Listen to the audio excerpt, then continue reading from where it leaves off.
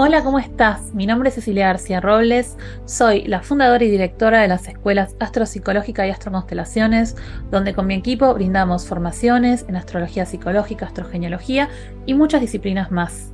Te dejo con el podcast del día de hoy.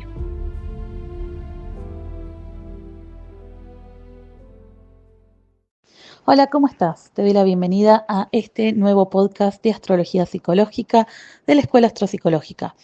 Hoy vamos a hablar de Lilith, un indicador de la carta natal mal entendido, con muy mala prensa y que probablemente no lo conozcas, y si lo conoces vas a llevarte el día de hoy una nueva mirada, porque esa es mi intención con Lilith. Te cuento que lo que te voy a compartir en este podcast no es algo que vas a encontrar en los libros ni en la mayoría de los cursos, es una mirada mía, propia y particular. Llegué a esta conclusión de Lilith a partir de haberlo vivenciado en mí misma, en mi propia carta, a través de los tránsitos que yo viví de Lilith y también en mis pacientes, estudiantes y consultantes. Sí que es verdad, y voy a decir que me inspiro en una astróloga brasilera que se llama Vanessa Guazelli, que ella es psicoanalista de corriente lacaniana, y que algo que escuché en una conferencia me quedó como picando en relación a la mirada que ella le daba a Lilith, pero particularmente yo le voy a dar mi abordaje informado en trauma, ya que yo me especializo en psicotraumatología. Entonces te cuento un poquito cómo yo la veo a Lilith. Y con esto no quiere decir que las miradas tradicionales o las miradas que se fueron integrando en estos últimos años haya que descartarlos, ni mucho menos. Simplemente es otra dimensión que yo vengo observando y que me hace muchísimo sentido. Primero que nada, ¿qué es Lilith en la carta natal? Porque capaz escuchaste de nombre, pero no sabes muy bien cómo ubicarlo. ¿Es un objeto? ¿Es un asteroide? ¿Es un planeta? No. Lilith es un punto vacío. Es el punto vacío del apogeo de la Luna. La Luna tiene una órbita alrededor de la Tierra y tiene un punto donde está más lejos de la Tierra. En ese punto donde está por irse de la órbita de la Tierra y que la fuerza de gravedad la atrae nuevamente, ahí se calcula Lilith. Por lo tanto, es un punto virtual, un punto matemático. Te cuento que Lilith está alrededor de 9 meses por signo, lo que ya nos va dando una simbología en relación a los 9 meses del embarazo. Y tiene mucho que ver con lo lunar, por supuesto, porque tiene que ver con la órbita de la luna, pero fíjate que es un punto vacío.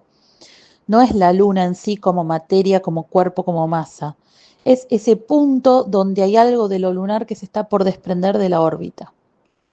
Y en esto sí tomo a esta astróloga Vanessa, que ella habla de lo real, de la dimensión de lo real, que desde la perspectiva del psicoanálisis lacaniano tiene que ver con aquello que no se puede simbolizar, aquello que está al límite, que está borderline, que nos está llevando a una dimensión desconocida y muy desorganizante para nuestra psique.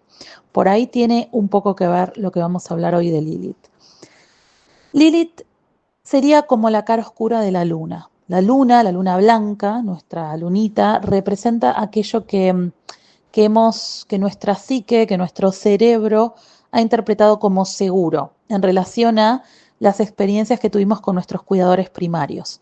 Entonces, cuando nosotros nacemos, cuando el bebito nace, es un manojo de pulsiones caóticas, desorganizadas, tiene sensaciones corporales, ni siquiera emociones, sensaciones corporales muy desorganizantes.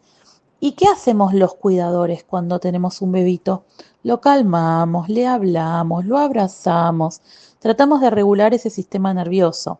Y el bebito tiene unas conexiones neuronales que son instintivas, que vienen con la biología, que están ligadas a la necesidad de supervivencia a través del apego. Como somos mamíferos, necesitamos apegarnos a nuestros cuidadores, aquellos que vemos todo el tiempo, probablemente mamá y papá, a veces capaz alguna otra figura de apego secundaria o alguna abuelita o abuelito, ¿no? Pero en general son ellos nuestras figuras de apego. Entonces, si estas figuras respondieron de forma consistente, consistente quiere decir que en la mayoría de los casos estuvieron, con todas las imperfecciones que podemos tener como humanos, se establece un apego predominantemente seguro. Nunca es perfecto. Y eso no perfecto, esa diferencia entre lo que sería el apego perfecto y lo que los cuidadores no llegaron a satisfacer, en esa ansia, en ese vacío, podríamos ubicar a Lilith, por ejemplo. Lilith es un punto que no termina de simbolizarse, no termina de procesarse. Por eso lo voy a ligar mucho a lo traumático.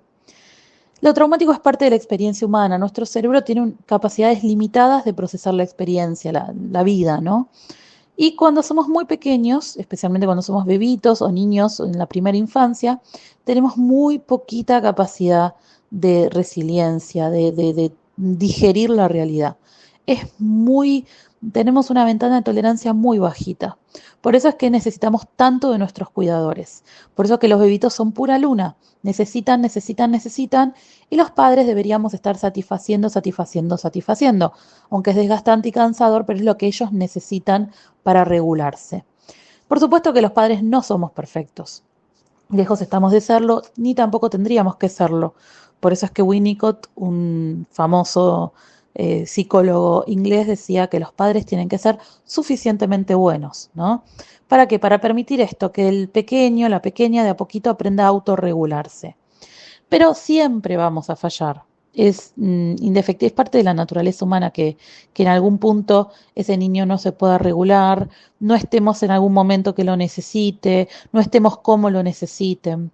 Entonces siempre va a quedar un resto que no termina de metabolizarse. Eso es Lilith. Por eso es que Lilith es la cara oscura de la luna. Pero dejemos de pensar en lo oscuro como lo malo. Simplemente es algo que no terminó de integrarse apropiadamente porque es parte de la experiencia humana. Y eso que quedó, pongámosle reprimido, no es la palabra exacta, pero no quiero complicarlo en un podcast, pongámosle eso que quedó reprimido, eso que quedó disgregado, recluido, de la capacidad que tiene nuestro cerebro de simbolización, eso retorna una y otra vez. A veces tenemos la suerte de que vamos madurando y vamos incrementando y fortaleciendo nuestras capacidades de simbolización y ese material, ese contenido que quedó fuera de lo simbólico puede integrarse en nuestra psique. Esto lo vemos, por ejemplo, cuando vivimos ciertas situaciones que pueden ser más o menos traumáticas, pero para el niño capaz son muy difíciles. Por ejemplo, el nacimiento de un hermanito, que capaz no es algo per se traumático, pero el niño se siente desplazado. O capaz un momento en el que tuvieron, simplemente se despertaron a la noche con ganas de hacer pis y estaba todo muy oscuro y tuvieron miedo. Y ese niño, esa niña se sintió desvalido. Y simplemente capaz no hubo algo que desde una perspectiva adulta fuera traumático, pero para el niño fue demasiado.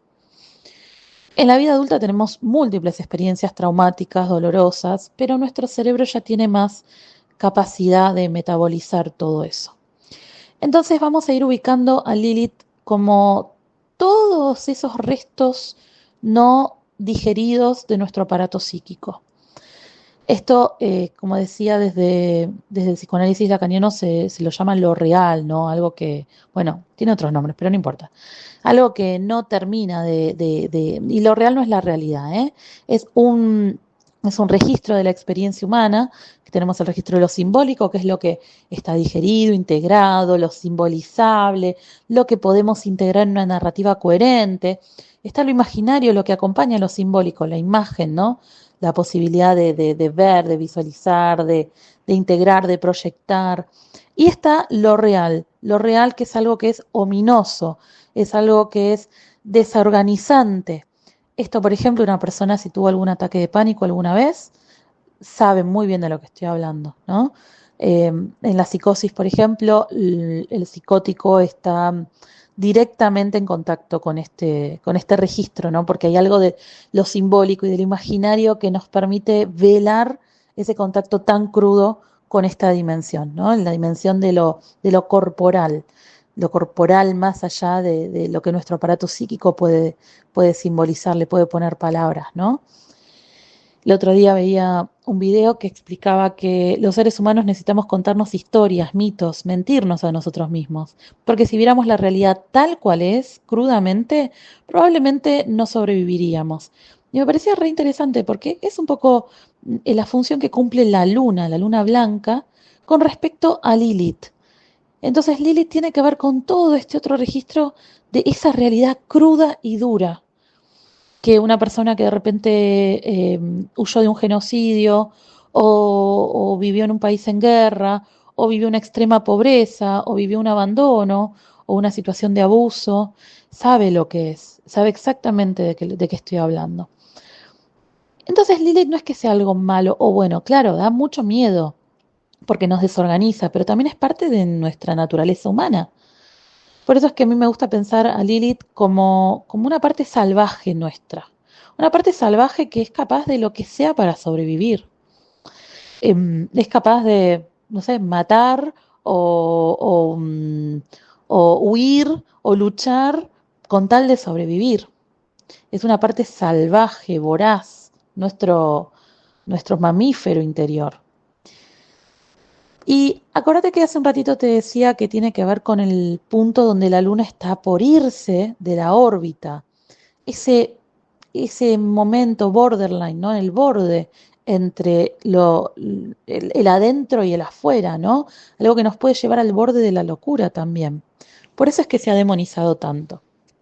Lilith también tiene que ver la mirada que tenemos de Lilith con el mito judío-cristiano. En realidad, Lilith, dentro de lo que es la mitología, representa a nuestra madre primordial, la primer mujer que pisó la tierra junto con Adán. Aunque solemos hablar de Adán y Eva, en realidad antes de Eva existía Lilith. Entonces, de acuerdo al mito, Lilith era una mujer libre, era una mujer sin ataduras y que como tal quería vivir su sexualidad también libremente, lo mismo que Adán, pero a Adán no le gustaba no poder someterla. Entonces llamó a Dios y le dijo, Dios, esta mujer es indomable, quiero una mujer más sumisa. Entonces lo que hicieron fue excluirla del paraíso. Y esta es la mirada que me gusta a mí pensar de lo lilitiano, como aspectos propios que la propia ley, la propia autoridad social en la que vivimos rechaza, excluye, reprime. Entonces, ¿qué pasó con Lilith? Lilith quedó excluida del paraíso y se fue al río Nilo, donde tuvo muchísimos hijos, hijos que, de acuerdo al mito, eran demonios, porque a ella se la demonizó también. ¿Y qué pasaba? No le gustaba a Dios que ella ejerciera su sexualidad libremente. Entonces mandó a sus ángeles para que la vuelvan a llevar al paraíso. Pero no para que viva libremente, sino para que se someta. Ella dijo, de ninguna manera, yo no me vuelvo a someter. A mí no me van a someter. Entonces Dios le mataba 100 hijos por día. Por eso es que ella, como una forma de venganza, todas las noches de luna llena, creo que era, volvía al pueblo a matar a los bebitos menores de 8 días incircuncisos, o sea, no circuncidados. Por eso es que dentro de la tradición judía está esta tendencia ¿no? a circuncidar a los niños pequeños. De hecho, Lilith, dentro de la Kabbalah y la tradición judía más tradicional, es un nombre que no se puede mencionar, ¿no? Porque es un demonio. Es como llamar a Voldemort de Harry Potter prácticamente. Esto también es un mito adoctrinante porque esto nos muestra que también como mujeres nuestro lugar es el de sumisión y cuál va a ser el pacto patriarcal que se va a establecer entre el hombre y la autoridad, ¿no? Y las instituciones sociales que están dominadas por los hombres y cuáles van a ser las consecuencias si nos rebelamos. De hecho, ¿qué dice el mito? Que Eva nace de la costilla de Adán, o sea, es básicamente un objeto de Adán, es un anexo de Adán y está al servicio de él. Esa Eva representaría la luna blanca, los aspectos más socialmente aceptables de lo que es, por ejemplo, ser madre o ser mujer, ¿no? Sumisa, dócil, emocional, sensible, en cualquier parte que se adapte, perdón, que se aleje de esa mirada, digamos, patriarcal, es reprimida y es rechazada. Entonces, por supuesto, en estos últimos años se ha adoptado a Lilith como símbolo también de la lucha feminista y algunas corrientes de astrología humanísticas han empezado como a hablar de esta dimensión de Lilith, ¿no? Como la lucha contra la opresión. Lo cual me parece que es muy interesante y es muy necesario también hablar en estos términos.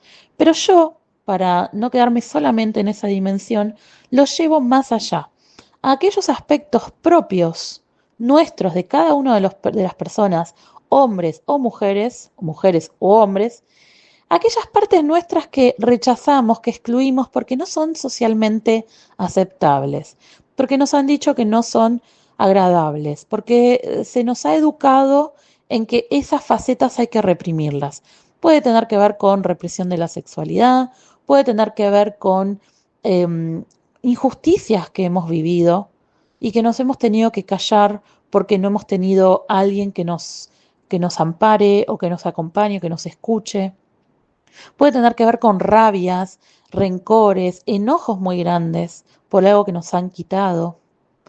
Puede tener que ver con aspectos nuestros a nivel emocional, porque Lilith está muy ligado a lo emocional, que no podemos integrar fácilmente, porque la sociedad no lo permite, porque la familia no lo permite, porque no sabemos cómo integrarlo. Y que muchas veces puede quedar en el cuerpo como enfermedades, enfermedades psicosomáticas, dolores, rabias, úlceras. También puede quedar en la psique como sueños, pesadillas, por ejemplo, ¿no? O, o terrores nocturnos, o ataques de pánico, como mencionaba hace un rato, o crisis de ansiedad, o depresión, porque también las Lilith, especialmente las Lilith de agua, pueden tener presentaciones más melancólicas, más desorganizantes emocionalmente. Puede ser una terrible depresión, puede ser una verborragia mental, ¿no? Una tendencia a no parar los pensamientos, las palabras, porque no puedo, pues si paro tengo que conectar y es muy angustiante. De hecho, la angustia es muy lilitiana, porque la angustia es difícil de ponerle palabras, es difícil de comprender. Por eso es que desde una mirada informada en trauma, yo voy a pensar que Lilith es lo traumático de la experiencia humana.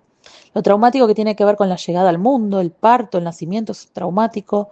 Lo traumático que es ser una criaturita humana que depende de otros y que estos otros pueden hacerlo bien o hacerlo mal, o que el otro siempre lo va a hacer de acuerdo a su lectura. Y que además también el otro puede no estar, porque le puede pasar algo, y esa criaturita queda completamente desvalida. Por eso tiene que ver con el desvalimiento humano, con lo que en psicología se llama indefensión aprendida, con ese sentimiento aprendido de que soy indefenso, nadie me ampara, nadie me va a cuidar cuando yo lo necesite.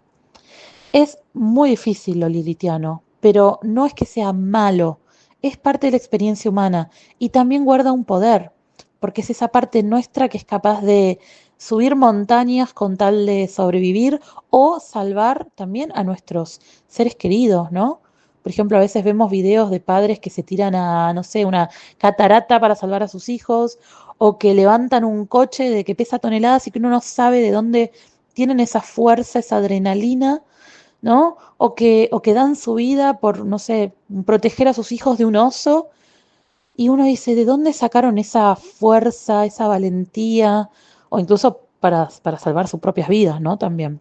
O esas personas que de repente, no sé, quedan perdidas en el medio de una montaña y aparecen meses después, que tuvieron que cazar y sobrevivir terribles condiciones. Y uno dice, ¿dónde sacaron esa fuerza increíble? Bueno, eso también es Lilith. Es una fuerza vital. Lilith es poder. Lilith es empoderamiento.